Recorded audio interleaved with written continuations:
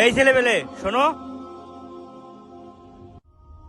হ্যাঁ জি স্যার বলেন। শোনো, এখানে মৃত শফিক সাহেবের ছেলেকে বলতে পারবা?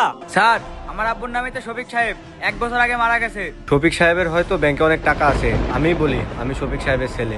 না না স্যার, আমি শফিক সাহেবের আসল ছেলে।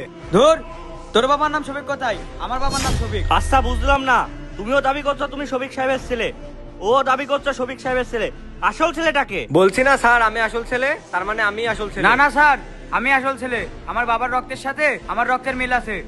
তুমিও দাবি করছো তুমি আসল ছেলে, আবার তুমিও দাবি করছো তুমি আসল ছেলে। শোনো, তোমাদের বাবা 5 লাখ টাকা আমাদের ব্যাংকে ঋণ রেখে গেছে, এগুলো এবার তোমাদের দুজনকেই শোধ করতে হবে। না না স্যার, আমি আসল ছেলে না, ও আসল ছেলে, ওর কাছ থেকে টাকা নিন। স্যার, আমার বাবা 5 লাখ টাকা ঋণ রেখে গেছে, আমি তো জানিই না। আর আমি গরিব মানুষ, এত টাকা আমি কিভাবে দেবো স্যার? শোনো, টেনশন করো না, তোমার বাবা 5 লাখ টাকা আমাদের ব্যাংক থেকে ঋণ নেয়নি। তোমার বাবা আমাদের ব্যাংকে 5 লাখ টাকা তোমার নামে রেখে গেছে। তাই শফিক সাহেবের আসল ছেলেকে বার করার জন্য আমি এটা করলাম। চলো তোমার টাকা তোমাকে বুঝিয়ে দিই। বন্ধুরা, আমাদের ভিডিওটি ভালো লাগলে আমাদের চ্যানেলটি সাবস্ক্রাইব করবেন।